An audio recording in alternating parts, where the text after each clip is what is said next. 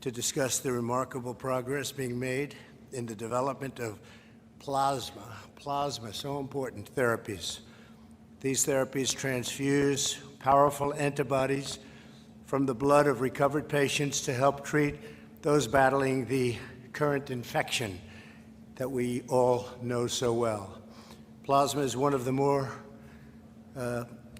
delicate ways of doing things. It's had tremendous response so far we've had, and it's an effort to really accelerate new therapies and further reduce mortality. We've been able to show some tremendous things. If you notice today, it was covered very well. A lot of countries where they thought they were doing well, they're not doing well at all. They've had explosions, unfortunately. We're joined by Secretary of Health and Human Services, who's doing a terrific job, Alex Azar. Alex, hi, Alex. FDA Commissioner Stephen Hahn. Hi, Steve. Surgeon General Jerome Adams.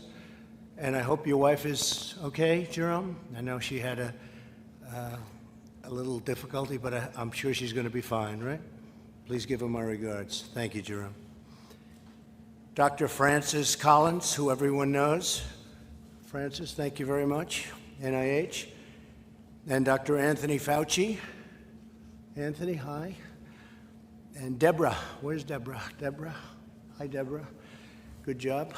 Everybody's doing a good job. Everybody's working very hard. I want to also thank to the CEO of American Red Cross, somebody who's done outstanding work. I've known about it for a long time. Gail McGovern, thank you, Gail. Really an outstanding job, too. CEO of America's Blood Centers, Kate Frey. Hi, Kate, thank you very much. CEO of CSL Limited, Paul Perot. Paul, thank you very much. Great job. And CEO of LabCorp, Adam Schechter. Thank you, Adam, very much. We've taken bold actions to give Americans access to plasma therapies. The FDA made the treatment available to patients with life-threatening infections beginning in March. We provided $48 million to the Mayo Clinic to support their expanded access program for plasma. We're providing up to $270 million to the Red Cross and America's Blood Centers for the collection of up to 360,000 units of plasma. My administration is partnering with commercial labs, insurers, and healthcare providers to encourage those who have had the virus to donate plasma. So if you've had the virus, if you donate, it would be a terrific thing. We really need donations of the plasma. To those that have had the virus, you've gotten through it, and I guess that means you have something very special there, right, Gail? So we would appreciate that. It would help a lot of people. We're grateful to LabCorp for offering free antibody testing to identify people. And LabCorp has really been fantastic in a lot of ways, other ways also. As a result of these initiatives, we've already treated nearly 50,000 patients with plasma. Roughly 2 million Americans have fully recovered from the virus. This afternoon, I'm asking the citizens to go to the coronavirus.gov. It's coronavirus.gov, and volunteer to donate plasma as soon as you can. We have a lot of people that would heal, would get better. As soon as you can, please. In addition, I'm once again urging all Americans to protect the elderly, socially distance, wear a mask when you cannot avoid the crowded places. And if you can, you have to avoid crowded places. It just seems like so many things are taking place in crowded places. We don't want that. And always wash your hands. Wash your hands as often as you can. Together we'll defeat the virus. We'll defeat the invisible enemy. I want to thank the American Red Cross. I've been a fan of the Red Cross for a long time, as you know, and we appreciate the great work that you do. Thank you very much, Gail. And now I'd like to ask Gail to say a few words, please. Thank you. Mr. President, thank you so much for joining us today and for shining a light on the critical need for convalescent plasma. I'm honored to be seated here with these distinguished top medical experts who are striving to help us deal with this terrible pandemic. And I am so grateful that the American Red Cross can actually play a role in the treatment of COVID-19. We're helping to collect units of convalescent plasma, which I've been told is showing promising results, and it's treating COVID patients. That were mentioned, where money has now been devoted to scaling that up with a company called Regeneron, is basically to take the part of the convalescent plasma that we think is the most potent and figure out how to turn that into a purified product. We're not quite there to show yet whether that works, but that is also a very promising approach. And there are a couple of trials of monoclonal antibodies from other companies that are on the launching pad starting as soon as tomorrow. So all of this fits together with what the Trump administration has been doing through Operation Warp Speed to literally bring all hands on deck from the public sector, from the private sector. Nobody worrying too much about who's going to get the credit. Let's just move this forward and save lives. And all of the Americans who've been donating their plasma are a big part of that team. So thanks. It's wonderful to be part of this event this afternoon. Thank you, Francis. Appreciate it very much. Kate, please. Thank you, Mr. President, for having this important event today. America's Blood Centers is the national trade association for independent community blood centers. Our members are responsible for over 60% of the nation's blood supply and have been at the forefront of convalescent plasma collections in the U.S. over the past 4 months.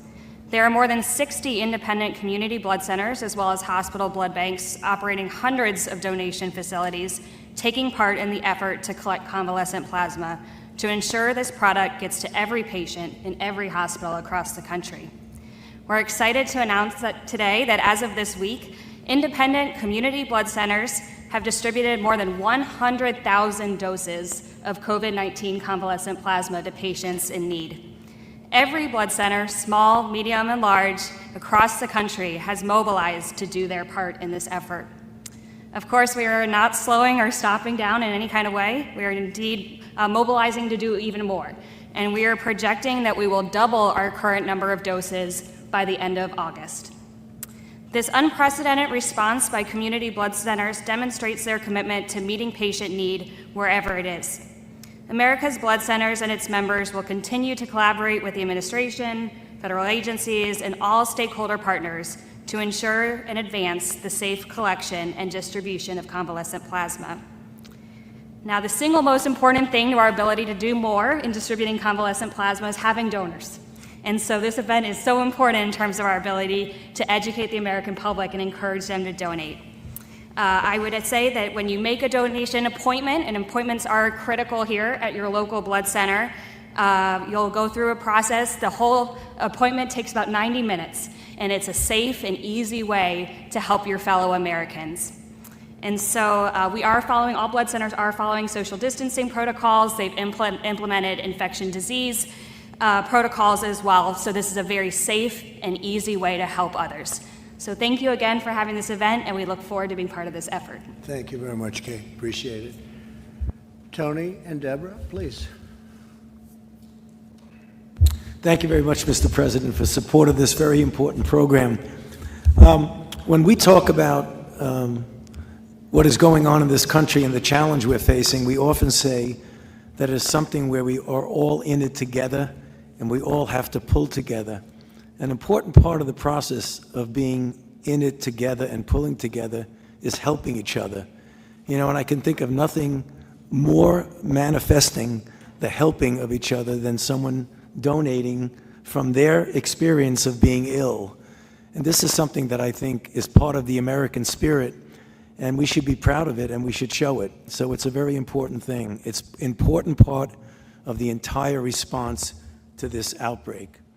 I want to mention that when we do something like give convalescent plasma, it's important to understand, as several of us have mentioned, that it is an important part of the spectrum of interventions and response.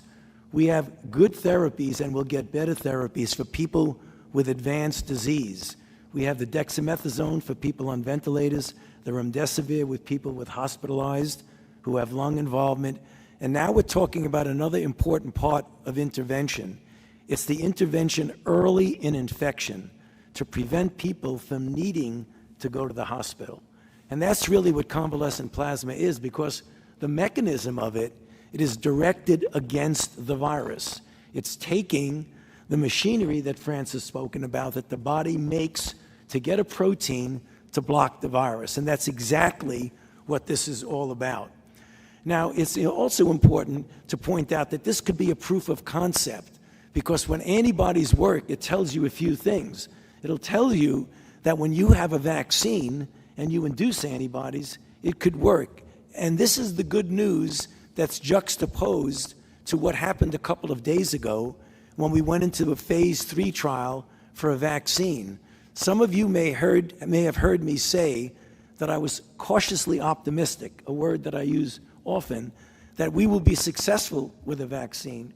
One of the reasons is that in the phase 1 study, the vaccine-induced response that was comparable, if not better, than what we see in convalescent plasma. So here's where the work of vaccine essentially merges with the work we're doing now with convalescent plasma. So that's the reason why we think it's so important, and why it's so important for people to donate. Thank you, Mr. President. Thank you very much, Tony. Thanks. Thank you, Mr. President, and thank you for lending your voice to the day's important call to action and really making the two critical points of what we're calling every American to do. Thank you for noting how important it is for every American to give back by wearing a mask, by socially distancing, and from avoiding crowded places where they may not be able to social distance or wear a mask. And we know what we're talking about, parties and bars. Thank you for also really calling to action for those who have recovered to donate life-saving plasma to others. And I think these two pieces together, knitted together to stop the spread of the virus through mass, social distancing, and avoided crowded spaces, either indoors and outdoors, and protecting the vulnerable, and at the same time calling for action to increase our therapeutic abilities to treat more patients. Thank you. Thank you very much. Please. Thank you. Mr. President, thank you for having us today, and thank you for this national call to action. We think it's very important. At LabCorp, our employees have been working 7 days a week, 3 shifts a day, to try to perform as many tests as fast as we possibly can to see who has the virus.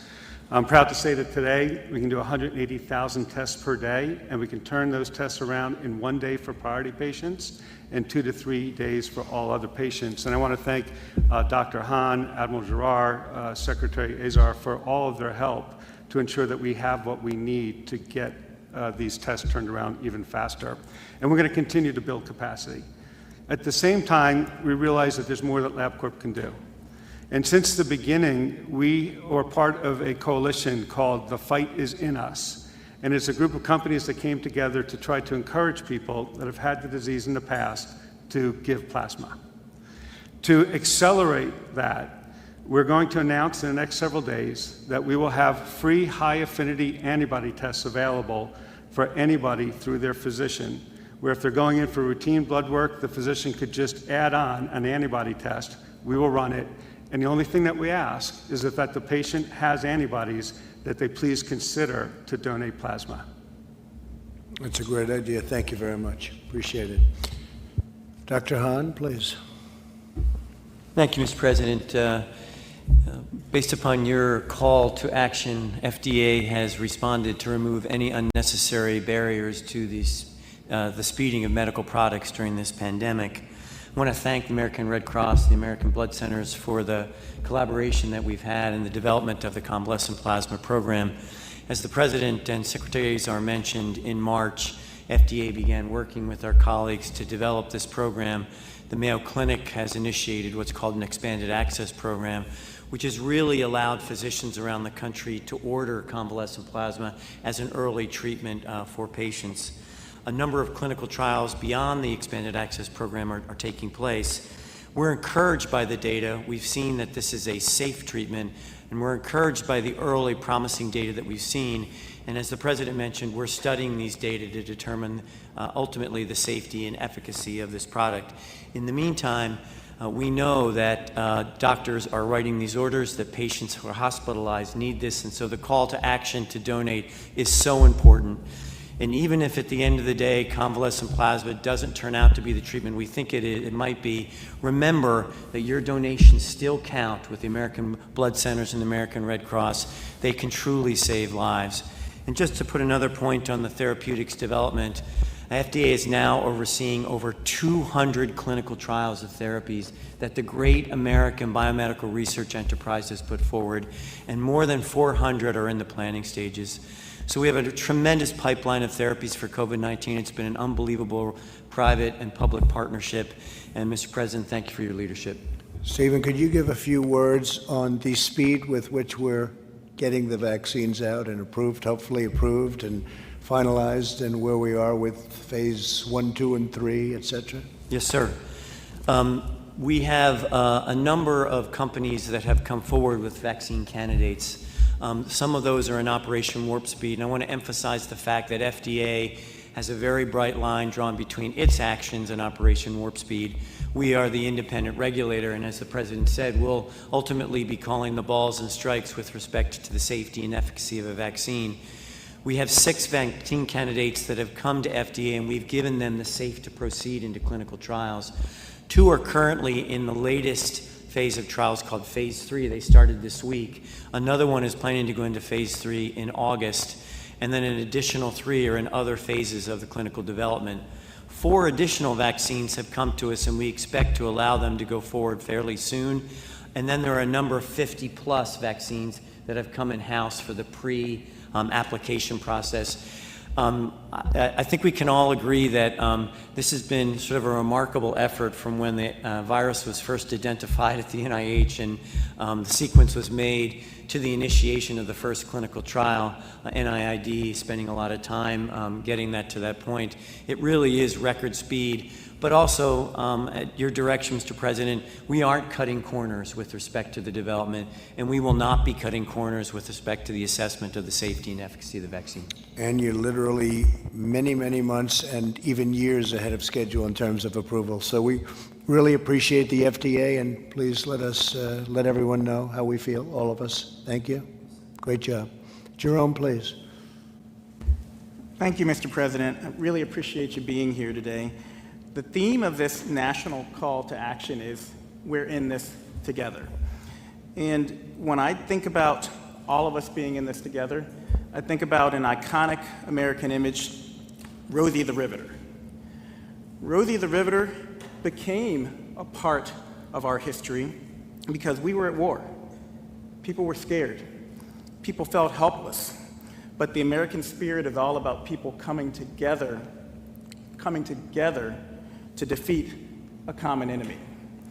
And we have a common enemy now. It's COVID-19. But we also have tools that everyone can bring to bear to really help us overcome this enemy. One of those is convalescent plasma. One thing I want to add to the discussion that hasn't been brought up yet is that the average age of donation of blood and plasma is over the age of 60.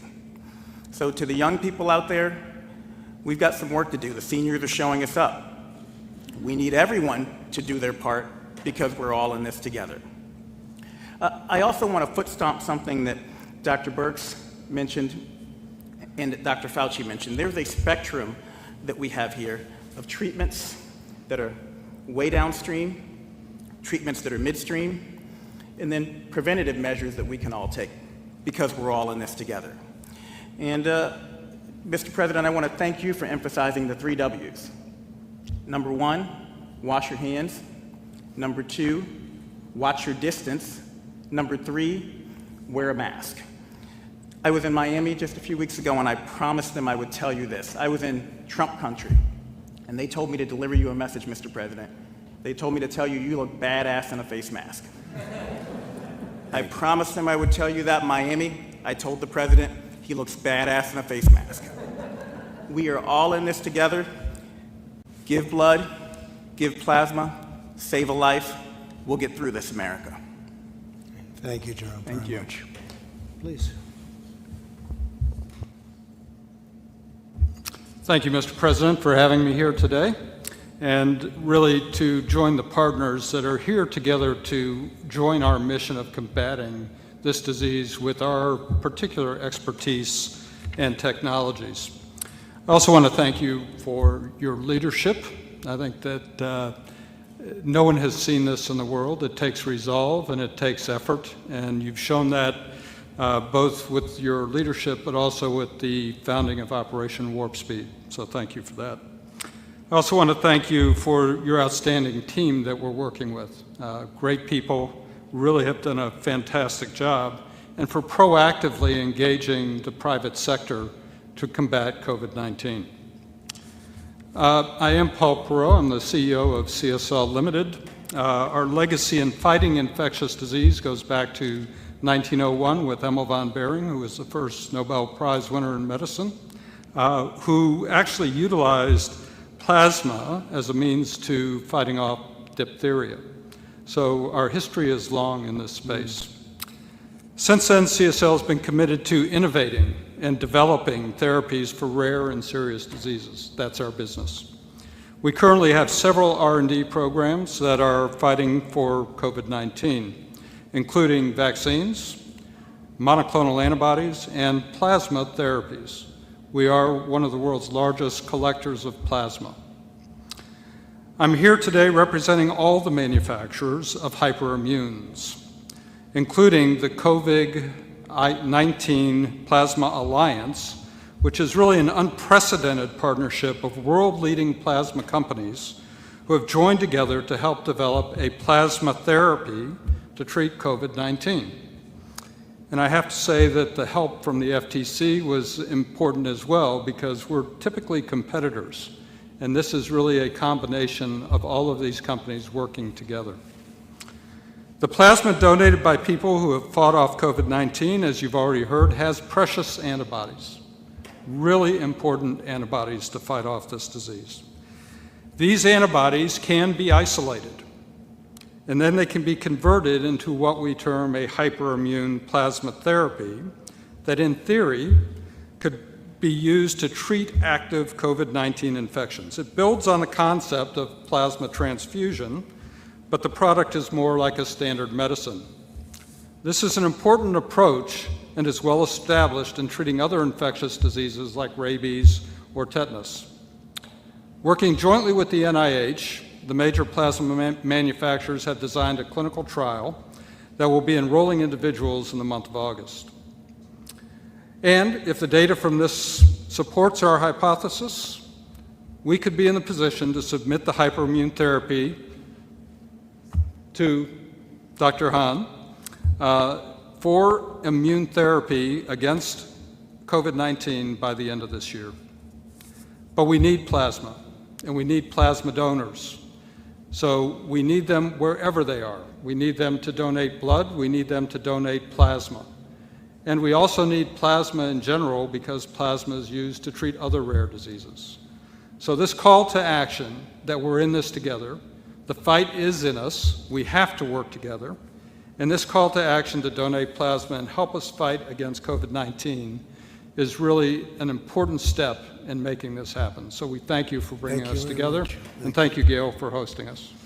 And I hope you'll be able to do it even before the end of the year, and maybe substantially before that, from what I'm hearing. Okay? Thank you very much. Thank you. Would anybody have any questions of these very brilliant people having to do with plasma, antibodies? Any questions? Steve, go ahead. The death toll is now 150,000. What is the current projection going forward? What should we expect in the next couple of months? Well, I'd let perhaps Tony, do you want to discuss that, please?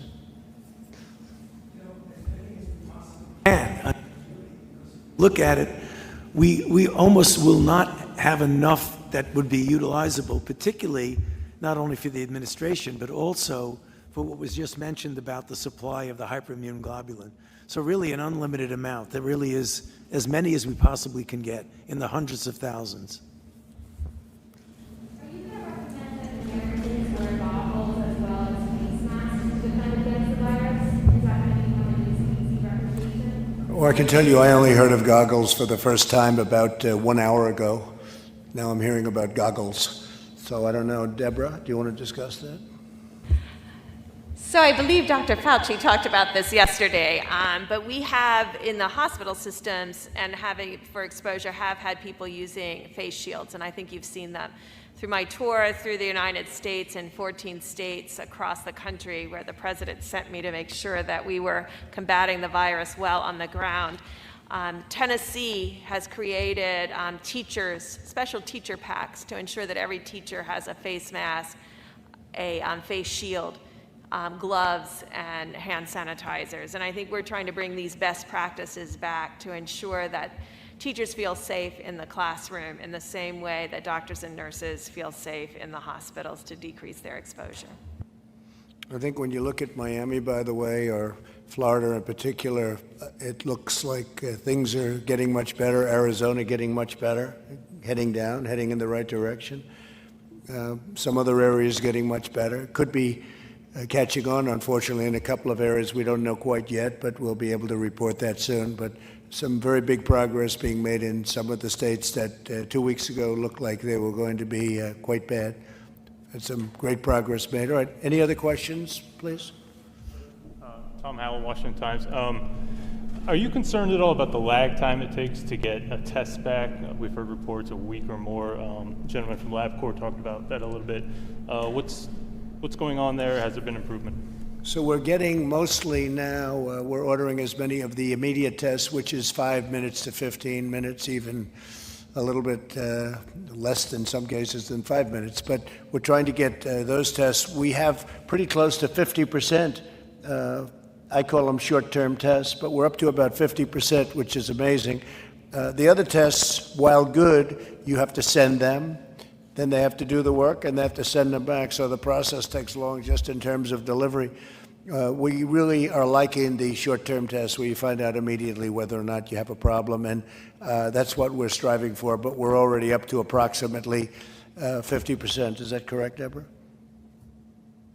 I think with the new antigen tests that are available now to nursing homes, that will really help our turnaround times to get them out more specifically. But you have charged us to get that turnaround time down across the board, and we're working with FDA to make pooling available. The reason LabCorp has been able to decrease their turnaround time so remarkably is they moved to pooling several weeks ago. That's dramatically increasing our throughput throughout the country. And so we really need to call on all the laboratories to learn from LabCorp and others that are doing pooling like the Broad and LabCorp to really increase our turnaround times, to decrease our turnaround times. We know that it's possible that we can decrease it by at least 50%. If all of our laboratories move to pooling. So we're doing as you said, and we're going to decrease those turnaround times. Good, thank you. And how is LabCorp doing about turnaround? Yeah, so right now, Mr. President, for priority patients, those in hospitals or those in nursing homes and hotspots, within 1 day we can turn them around. That's great. For everybody else across the country, we turn those around in 2 to 3 days on average. And we can do 180,000 of those tests per day, and we're still increasing capacity. And as Dr. Burke said, we're going to be doing pooling and multiple other things. So we will continue to work hard. So then for nursing homes, 1 day and something more than that for everyone else, but 3 days looks like it's a pretty good target. Yeah, well, on average, 2 to 3 days. So we shoot for 2 to 3 days. So if we can get it to 2 days on average, that's even really, better. that's very good. Would be happy with those numbers. And numbers that we are happy with, and we use a certain test around here that goes very quickly. And it's just been recently developed. So we've done an amazing job. Everybody at this table has done really an amazing job in coming up with testing and testing that works. Steve, go ahead. One issue that has come up is once you do have a vaccine, how do you properly distribute it? How do you get it out quickly to millions? Well, when we of have the people? vaccine, we have the military all lined up, and the military is going to be doing it in a very powerful manner. These are people that don't usually do vaccines. They do soldiers, and they do lots of other things that, frankly, are more difficult. But we have our general, and logistically, he's all set. Tony, do you want to say something about that? That is correct. As the vaccine rolls out, we'll be getting them distributed. And as you probably have heard, we are going to make sure that we do it in an equitable way, and it's representative of the populations who need it the most. And we have the standard way that we determine that with the ACIP working with the CDC. But Dr. Collins and Dr. Redfield have put together with the National Academy of Medicine a group that will fortify that decision-making process so that we're making sure that we're very fair and equitable in getting the vaccine distributed properly. And I think I could have Francis say that tremendous progress has been made on the vaccine beyond anything that we would have thought if you go back 6 months. What do you think? It is just, frankly, quite astounding, Mr. President. I've been at NIH for 27 years and director for 11, and I've seen some amazing things happen. But the way in which the whole research community, public and private, philanthropies, everybody has come together to work on this, not worrying about who gets the credit, trying to figure out how to strip away anything that's going to slow things down. And I think all of us, motivated by the fact that this is the most serious problem we've encountered in our professional lifetimes, even a day matters. And so that's why a lot of people look kind of sleepy, because we're all working 24/7, trying to make sure that nothing possibly slows this process down. Yeah, the vaccines, this week is a big week, as you just heard, having 2 phase 3 trials started in the very same day, this past Monday. And based upon very impressive phase 1 data showing that people who got that in the phase 1 trials developed these high levels of neutralizing antibodies that should be very predictive of protection, but you don't know until you actually run the trial in those 30,000 people. By the way, you heard earlier about coronavirus.gov, which is the place you can go to find out how you can donate plasma. There's another thing you can do if you go to that website, which is to sign up to say you're interested in a vaccine trial. And we need people to volunteer for that as well, because we're going to, with these 4 or 5 trials coming along very quickly, each of which needs 30,000 volunteers, that's a lot of people, and we need them. And Francis, we're working very well with other countries. We are indeed. And science has always been international, and it certainly is right now. And we work with our colleagues in Europe and the UK and Asia in a way that I think represents the best of the best. And again, everybody recognizes we're all in this together across the whole planet. Okay, thank you very much, everybody. Thank you. Thank you. Thank you.